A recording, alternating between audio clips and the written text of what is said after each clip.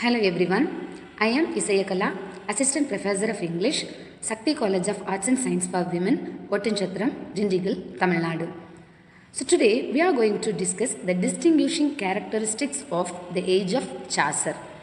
So here we have 5 important features to be discussed. So they are an era of transition, growth of national sentiment, Black Death, famine and social unrest, the corruption of the church and the Reformation. The last one is the dawn of new learning. Let's see the first one, that is an era of transition. In this period, from Old English period, England entered the Middle English period. So Chaucer's The Night Tale beautifully depicts the highest development of medieval civilization in England, prevailed the spirit of romantic idealism.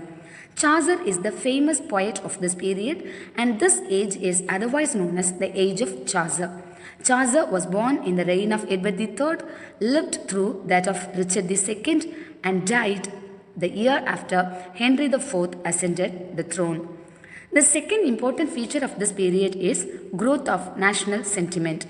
The national unity was strengthened during the 100 Years' War, which happened between England and France, and during the Battle of Crecy in 1346 and the Battle of Poitiers in 1356. Edward and the Black Prince got victory on French soil. During this period, the East Midland speech had become the language of the capital city and of the universities. French and English had amalgamated to form the standard English tongue. English became the language of law courts in 1362. And the third important feature of this period is Black Death, famine and social unrest.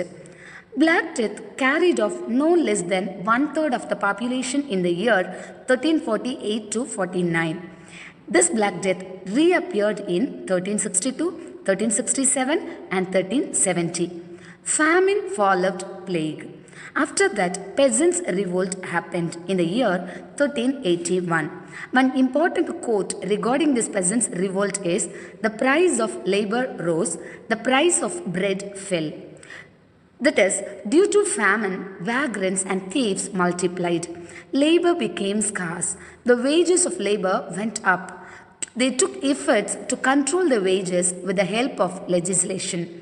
Trade wealth increased, heavy taxation was imposed, the poor suffered under the burden of unjust laws and heavy taxation. The glaring contrast between the poor and the rich was the immediate cause of a general rising of common people under Wat Taylor, Jack Straw and John Ball. John Ball, the Kentist priest who preached the dignity of labor, said, "When Adam dealt and Eve span, who was then the gentleman?" This uprising of masses was suppressed by the courage and good judgment of Richard IV. And the fourth important feature of this period is the corruption of the church and the Reformation. In the prologue, Chaucer realistically depicted the corruption of the church.